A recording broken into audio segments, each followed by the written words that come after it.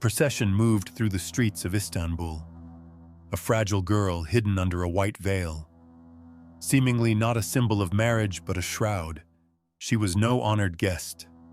She was a commodity, brought from the Balkans, brought into the splendid Ottoman palace.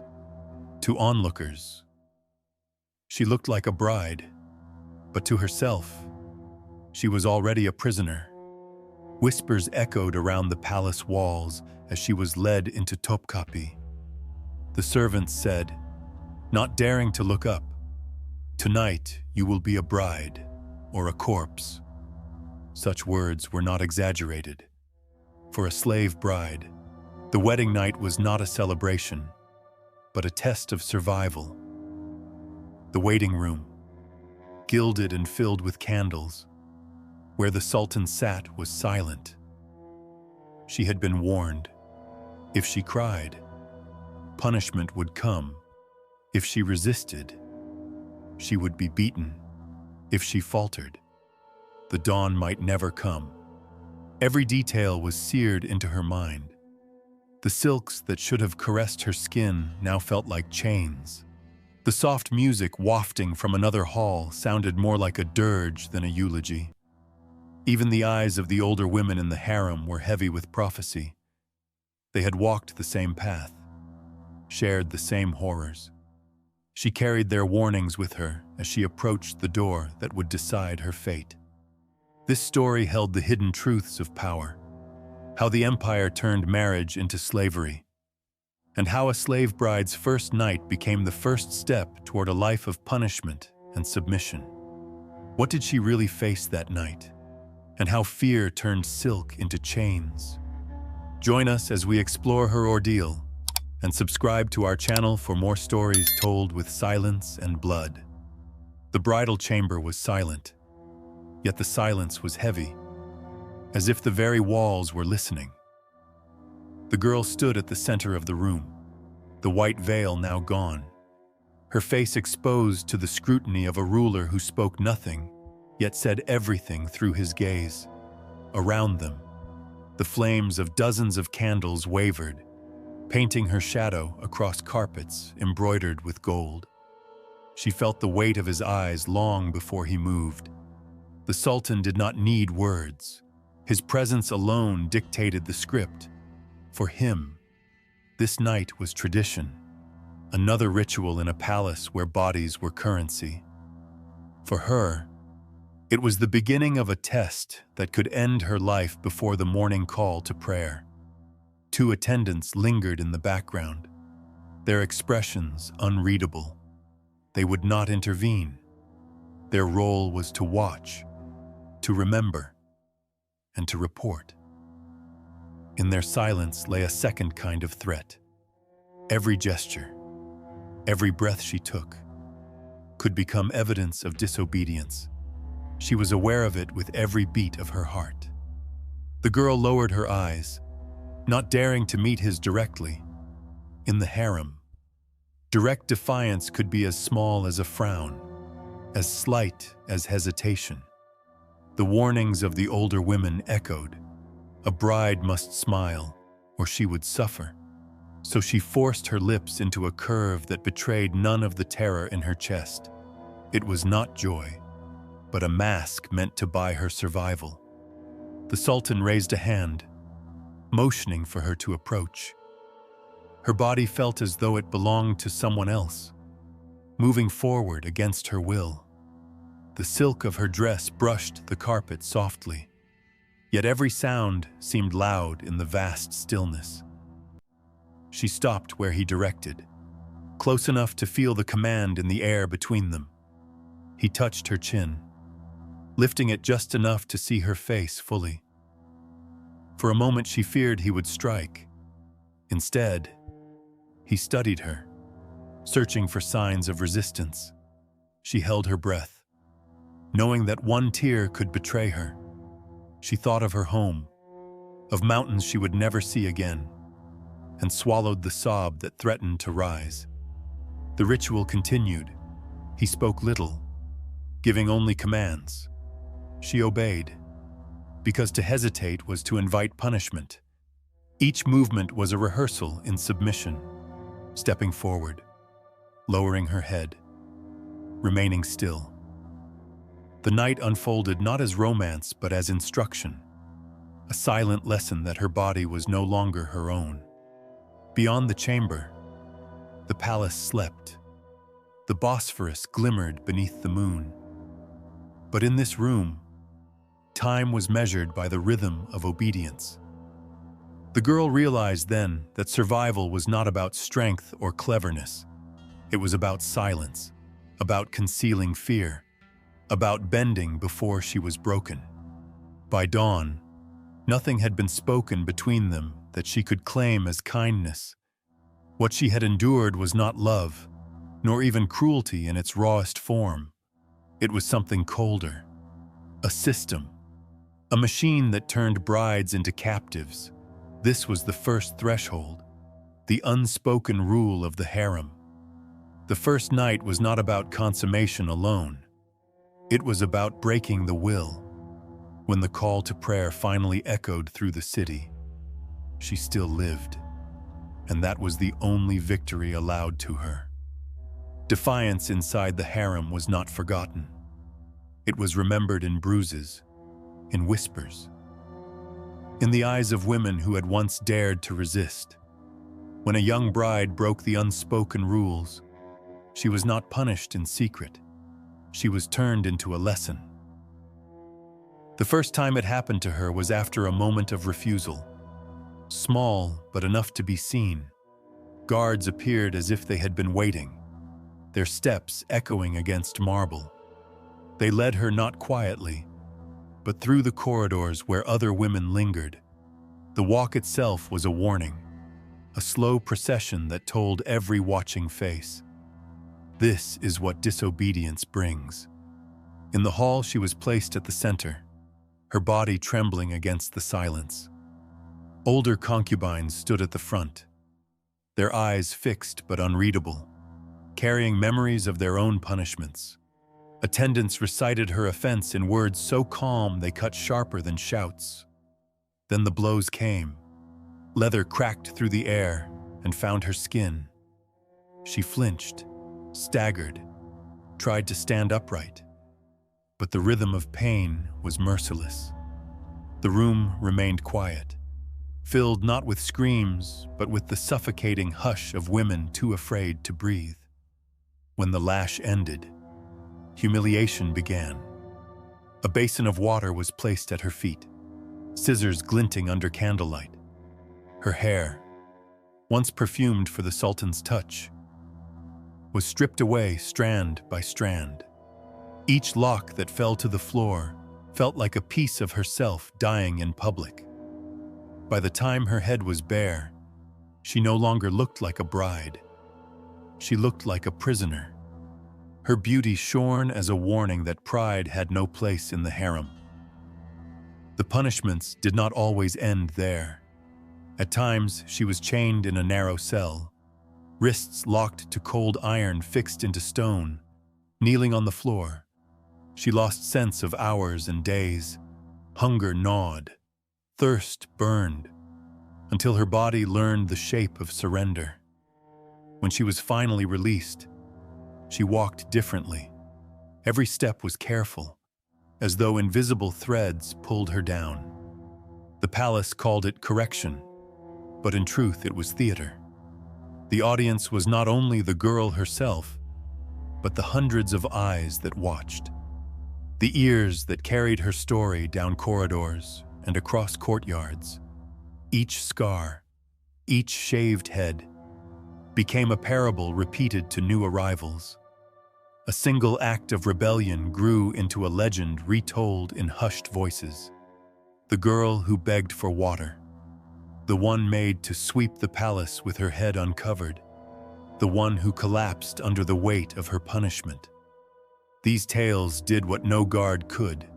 They traveled faster than orders, seeping into the minds of women who had never even seen the lash. They bent spines before any hand was raised, carved silence into lips that longed to cry out.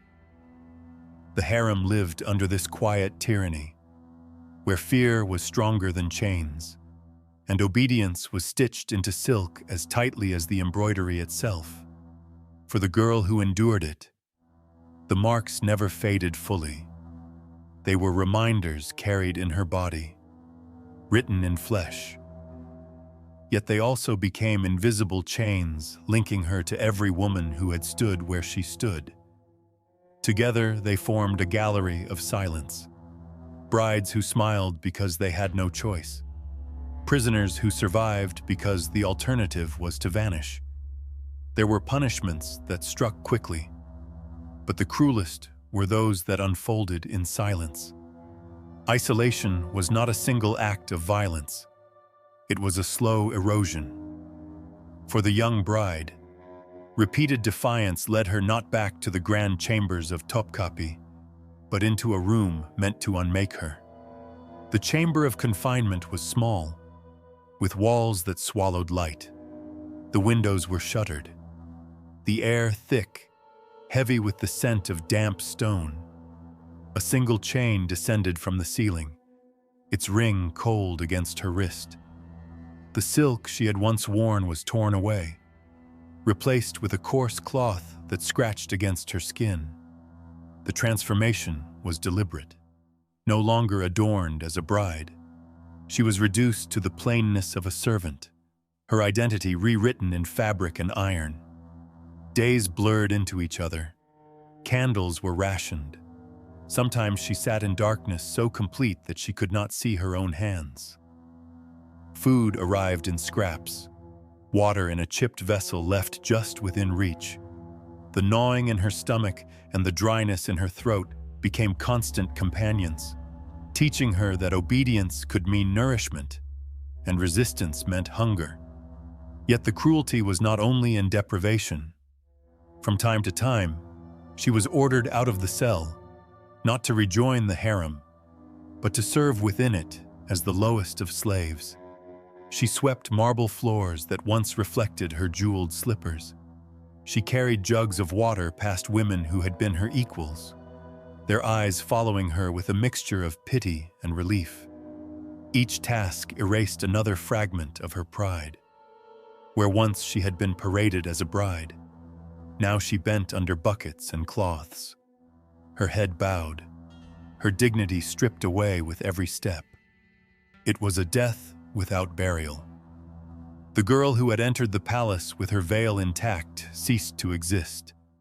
In her place stood a figure reshaped by humiliation.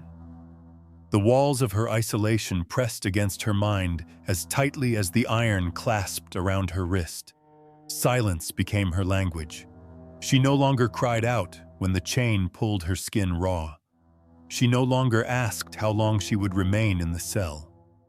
The absence of answers taught her more effectively than words.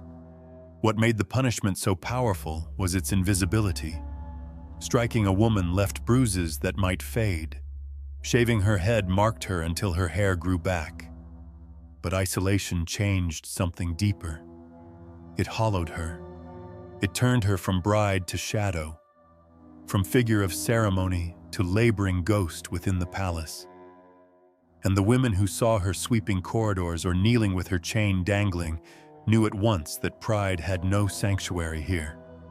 For the sultan, the transformation was useful. A woman who had resisted now bent without command, broken not by death, but by the slow suffocation of shame.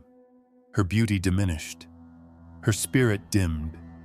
She became one more body in the endless rotation of the harem, silent and obedient. In time, stories of her confinement passed from lips to ears as warnings. New brides heard of the chamber without windows, the chain without mercy, the silk replaced by rags.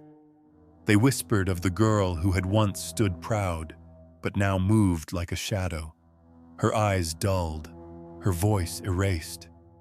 Thus the palace achieved what whips and blades could not. It did not simply punish. It erased.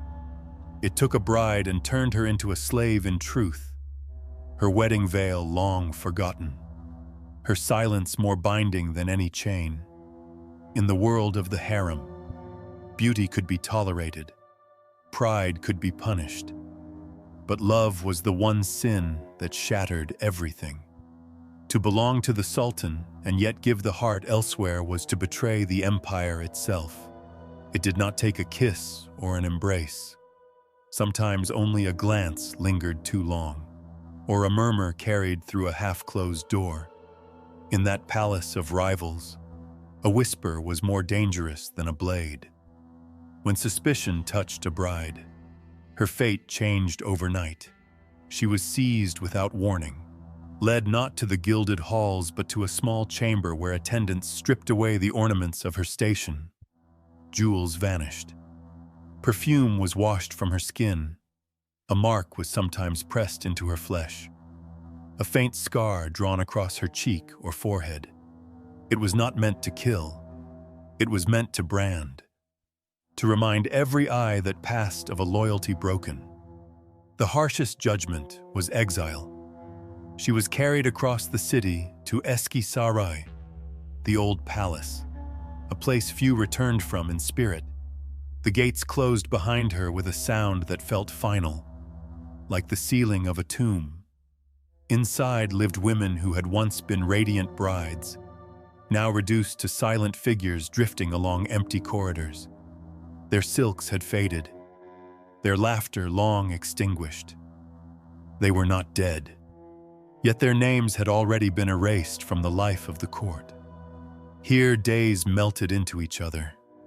The gardens grew wild with neglect, tended only by hands too weary to care. The women whispered among themselves, fragments of stories of the lives they once had. Some stared for hours into fountains gone dry. Others repeated their wedding vows into the night, as though the echo of memory might bring back the man who no longer remembered them. There came a moment when punishment was no longer enough, when a bride was whispered to be dangerous, when her presence unsettled the court. Her fate was sealed.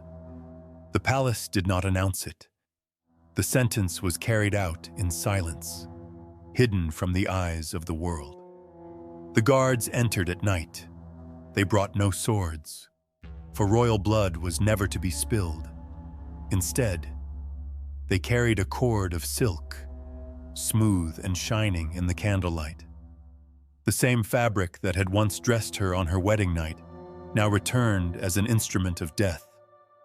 The silk was chosen precisely because it left no trace. It ended life without a stain. The act was quick. A hand drew the cord across her throat, pulling with quiet precision. For a brief moment she gasped, eyes wide. Then her body fell still. There was no cry to wake the palace, no blood to mark the floor. The silence that followed was heavier than any scream. By dawn, her chamber was empty, her name erased from every tongue that might have spoken it. For others, the sea became their grave.